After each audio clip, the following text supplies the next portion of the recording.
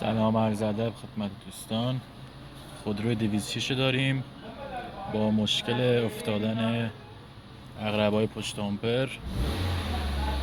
ماشین الان روشنه، عقربه پشت آمپر افتاده، سویچ بسته، بازم عقربه پشت آمپر نورش هست. تمام این سیم کشی ها اینا همه تست شده، چک شده. مشکل از شبکه کن ساعت.